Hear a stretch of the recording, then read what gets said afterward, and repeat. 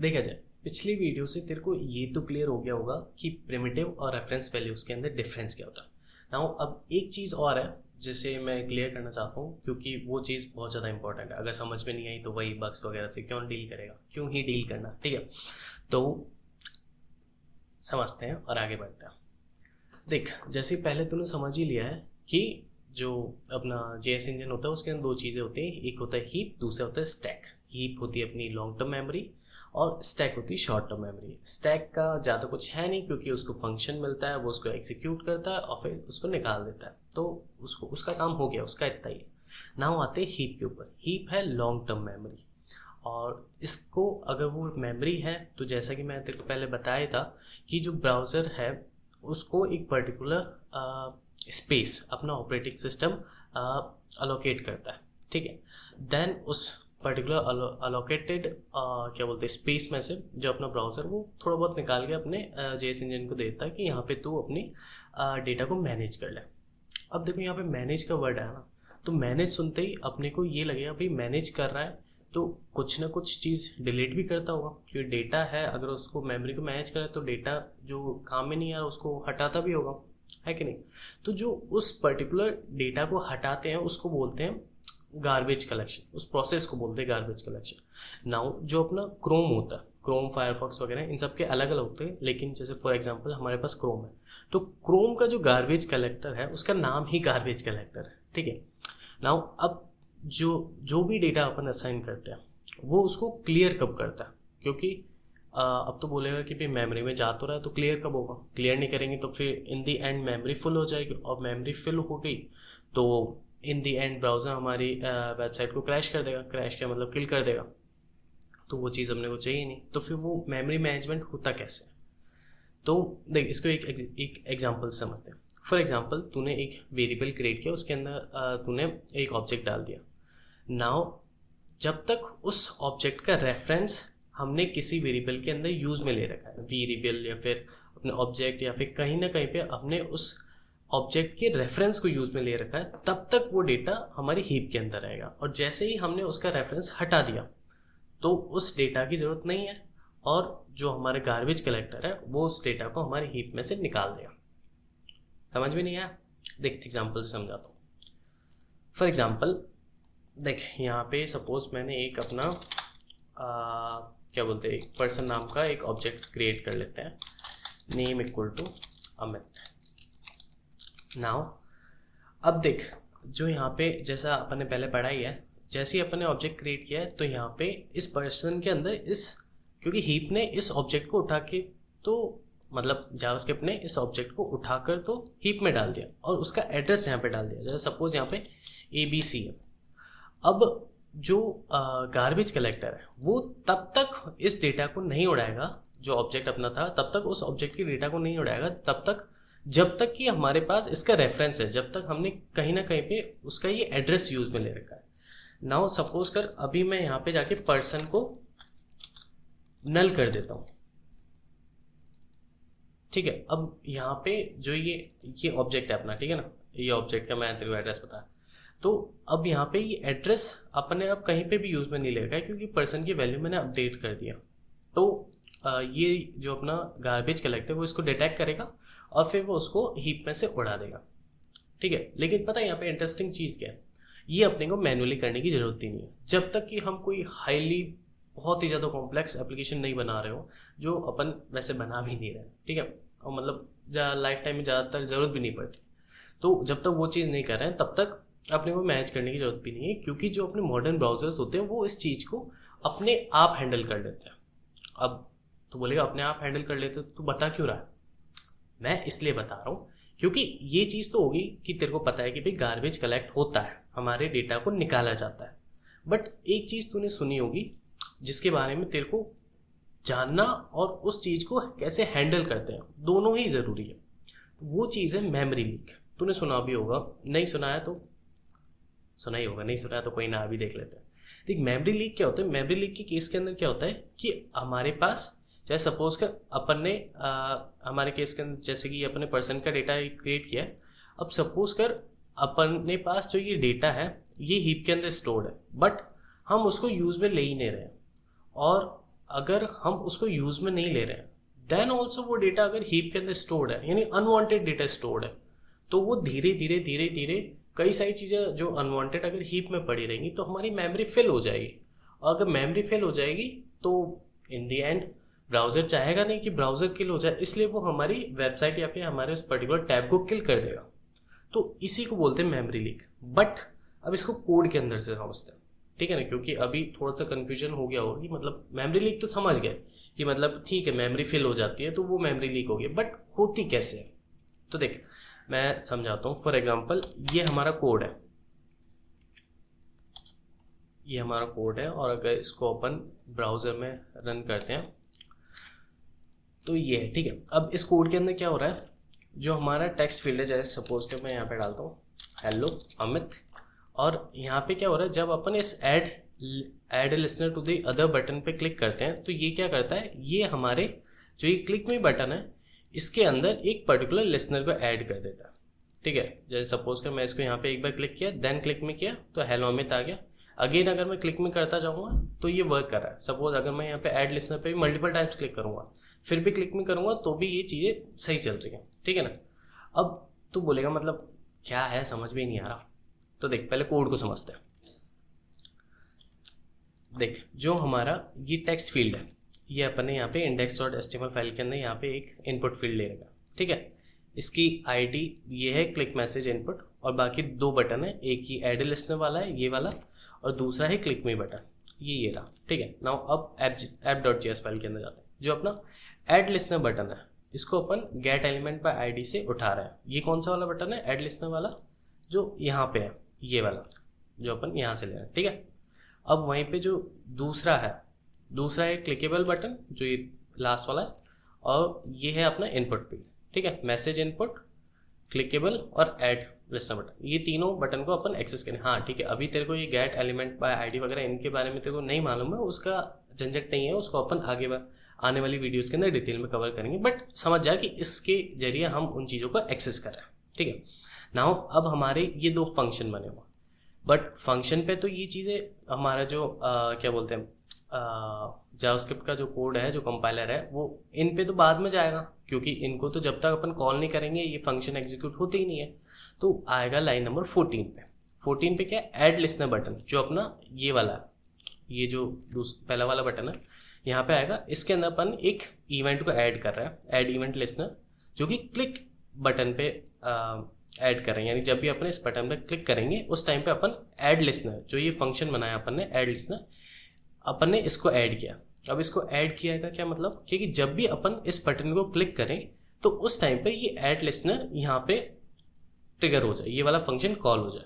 अब ये क्या है, ये जो मैं तुझे पिछली वीडियो के अंदर इवेंट लूप का बताया था कि जब भी अपन क्या बोलते हैं लिसनर को लिसन करते हैं, और जब भी जैसे सपोज हमने क्लिक के ऊपर क्लिक किया तो फिर इवेंट लूप रन करेगा, जो कि बोलेगा हमारे JS इंजन को कि सर जी एक नया कोड आया है, इसको अपनी स्क्रिप्ट में ऐड कर दो, इसके लिए एक नया कॉल स्टैक चला दो, ठीक है, समझ गया। अब जब अपन यहाँ पे आएंगे, जैसे मैंने इस पर क्लिक किया, जैसे इस वाले पे क्लिक करने की जरूरत नहीं, इनिशियली फर्स्ट कॉल के अंदर ये यहाँ पे ऐड कर देगा, ठीक है। अब ये इसके अंदर आया, ये क्या करेगा, क्लिकेबल बटन, जो ये वाला बटन है क्लिक मी, इस पे एक लिसनर ऐड कर देगा, जो कि क्लिक पे सेम क्लिक मेथड है, और इस पर प्रिंट मैसेज वाला ये वाला क्या बोलते हैं फंक्शन, ये वाला फंक्शन इसकी कॉल पे ऐड कर दिया, मतलब ऐड किया है इसको, मतलब कॉल नहीं हुआ है, सिर्फ ऐड किया, सिर्फ पॉइंट किया है कि जब भी क्लिक करे यूजर तो उस केस के अंदर प्रिंट मैसेज वाले इस फंक्शन को चला देना, ठीक है। यहाँ तक समझ में आ गया कि क्या चल रहा है।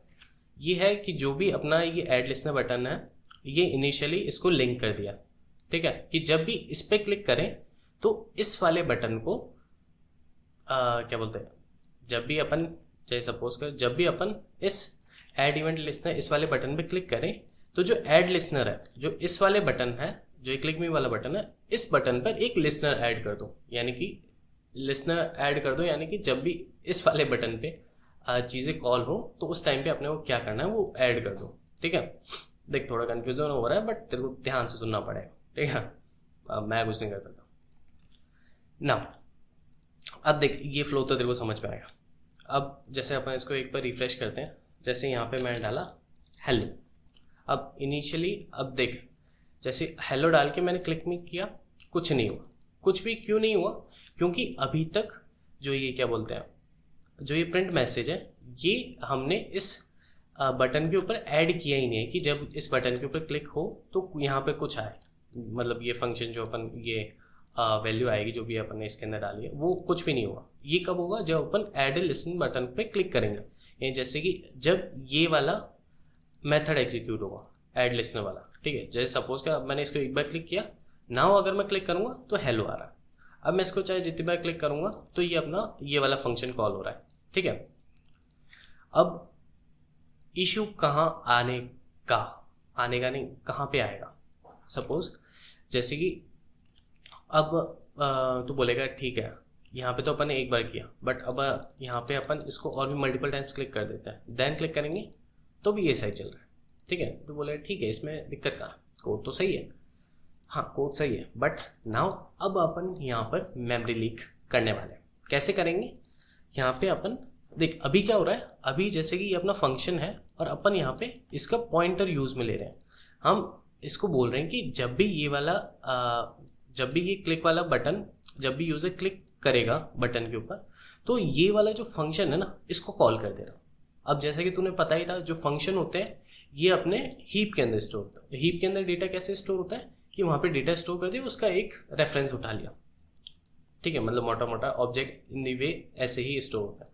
तो यहाँ पे हमारे पास रेफरेंस है, यानी कि हमारे पास इस जगह पे प्रिंट मैसेज के बदले प्रिंट मैसेज का एड्रेस है, ये फंक्शन नहीं है, ठीक है। बट सपोज कर मैं यहाँ पे जो ये प्रिंट मैसेज है, इसको अगर मैं यहाँ पे एज ए फंक्शन डाल देता हूँ, फॉर एग्जाम्पल फंक्शन और नाउ, अब मैं क्या कर रहा हूँ, अब मैं यहाँ पे कोई भी रेफरेंस नहीं ले रहा हूँ, मैं यहाँ पे डायरेक्ट इस फंक्शन को कॉल कर रहा हूँ, ठीक है। अब यहाँ पे अपन ने ज़्यादा कुछ नहीं किया, केवल यहाँ पे हमने पॉइंटर के बदले में केवल फंक्शन को डाला है, ठीक है। अब इसको वापस से रन करते हैं, जैसे कि हेलो किया, एक बार बटन पे क्लिक किया, देन क्लिक में किया, हेलो आ रहा है, हेलो हेलो हेलो हेलो, सही चल रहा है, ठीक है, 10 बार कॉल हुआ।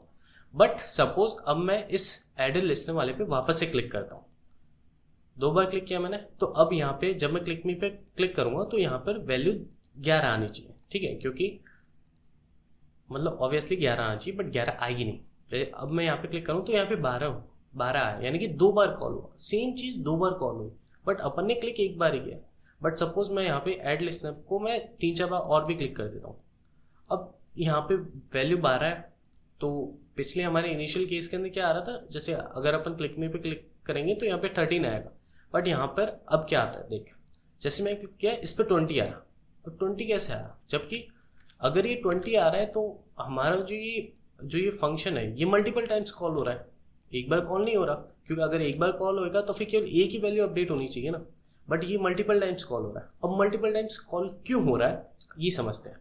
देख, जब हमने ये लिस्टनर को ऐड किया तो देख, ये ऐड इवेंट लिस्टनर काम कैसे करता है, जैसे हमारे पिछले वाले केस के अंदर, जैसे कि ये प्रिंट मैसेज, जब ये हमारा पिछले वाला केस था तो यहाँ पे क्या है, जब भी ये वाला फंक्शन कॉल होगा तो ये ऐड इवेंट लिस्टनर जो है ये चेक करेगा कि जो हमारा पहले से लिस्टनर लगा हुआ है, जैसे सपोज एक बार क्लिक कर दिया तब तो ये ऐड कर देगा, ठीक है, ऐसे क्या ऐसा ऐड कर देगा। लेकिन जब अपन ने दूसरी बार इसी बटन को वापस से क्लिक किया तो ये ऐड इवेंट लिस्टनर चेक करेगा कि जो अपन ने नया डेटा लाए हैं उसके अंदर कुछ चेंज है भी या नहीं है। अगर वही डेटा है तो फालतू में एक्स्ट्रा काम करना है क्यों। तो यहाँ पे प्रिंट मैसेज के बदले अपने पास प्रिंट मैसेज जो फंक्शन है उसका एड्रेस है, ठीक है। अभी इस केस के अंदर प्रिंट मैसेज का एड्रेस है और क्लिक वाला इवेंट है, और जैसे भले ही मैं इसको चाहे जितनी बार 100 बार भी कॉल करूंगा बट हमारा एड्रेस तो सेम ही रहेगा, क्योंकि अपन यहाँ पे डायरेक्ट केवल पॉइंट कर रहे हैं इस चीज को, ठीक है। तो ये चीज तेरे को समझ में आ जानी चाहिए कि यहाँ पे अपन इसको पॉइंट कर रहे हैं। बट अगर अपन इसको यहाँ पे as a function, as a anonymous function call कर लेते हैं, जैसे सपोज कर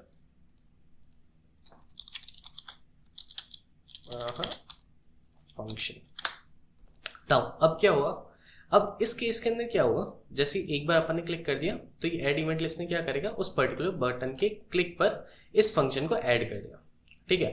अब अपन ने सेकंड टाइम पे जब इस ऐड लिस्टनर मेथड को कॉल किया तो यहाँ पे क्या होगा, वो चेक करेगा कि पिछला जो अपन ने ऐड किया था क्लिक इवेंट पे, उसमें और इसमें कोई डिफरेंस है क्या। तो पहले उसने क्या किया था, पहले फंक्शन को ऐड किया है, तो अगर फंक्शन को ऐड किया है तो वहाँ पे उस रेफरेंस तो लिया ही नहीं है।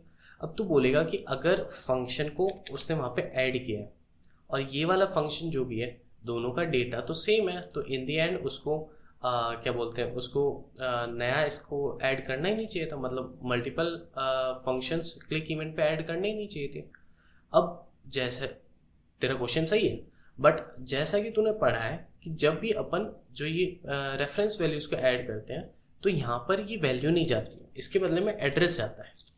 ठीक है, पिछले वाले में जैसे एक बार क्लिक हुआ तो सपोज एड्रेस 1 गया, सेकेंड बार जब अपन ने ऐड लिस्नर बटन पर क्लिक किया तो फिर यहाँ पे एड्रेस 2 गया, तो डेटा तो चेंज हो गया ना उसके हिसाब से। तो इस ऐड इवेंट लिस्नर के हिसाब से तो डेटा चेंज है। तो उसने क्या किया, सेम क्लिक इवेंट पे 2 बार सेम मेथड को कर दिया कॉमा लगा के, मतलब कॉमा मान ले कि कॉमा लगा के उसने कर दिया कि जो अपना एड्रेस 1 वाला है, जैसे कि एड्रेस 1 मेथड और एड्रेस 2 दोनों को इसके क्लिक पे कॉल करा, लेकिन जैसे अपने थर्ड टाइम किया तो उसने क्या किया, यहाँ पे उठा के एड्रेस 3 भी डाल दिया, क्योंकि उसके हिसाब से तो भाई डेटा नया है, वो फंक्शन को तो चेक करता ही नहीं है, वो तो केवल एड्रेस को चेक करता है। एड्रेस जब भी अपन नया कॉल करेंगे तो फिर एड्रेस तो चेंज हो गई, क्योंकि अपन पॉइंटर दे ही नहीं रहे हैं, अपन डायरेक्टली नया डेटा दे रहे हैं। ठीक है, तो इस वजह से मेमोरी लीक हो रही है। फंक्शन हमारा एक ही है बट हम उसको मल्टीपल टाइम्स कॉल कर रहे हैं, और इसीलिए ये चीज़ मेमोरी लीक करेगी। ठीक है, अब देख तेरे को मेमोरी लीक का कॉन्सेप्ट समझ में आ जाना चाहिए कि मेमोरी लीक होती क्यों। ठीक है, जितना मैं अच्छे से समझा सकता था मैं समझा दिया, बट हाँ अगेन फिर भी अगर तेरे को समझ में नहीं आया है तो तू मेरे को कमेंट कर दियो। और इसके अलावा अगर तेरे को जो अपना गार्बेज कलेक्टर होता है, जैसे क्रोम का गार्बेज कलेक्टर है, अगर तुझे उसके बारे में इन डेप्थ और भी ज़्यादा जानना है तो मैं उसका लिंक डिस्क्रिप्शन के अंदर ऐड कर दूँगा, तो वहाँ से चेकआउट कर लियो। तो इस वीडियो को यहीं पर एंड करते हैं। नाउ अब आगे आने वाली वीडियोस के अंदर अपन फंक्शंस के अंदर डीप डाइव करेंगे कि फंक्शन होता क्या है। मतलब अभी तक अपने फंक्शंस को बेसिक जाना है, ठीक है, जो बिगनर लेवल की नॉलेज होती है। नाउ अब हम इंटरमीडिएट के अंदर जाएंगे और फंक्शंस को थोड़ा और डीपली समझेंगे। ठीक है, तो मिलते हैं नेक्स्ट वीडियो के अंदर, तब तक के लिए टाटा bye bye and thank you.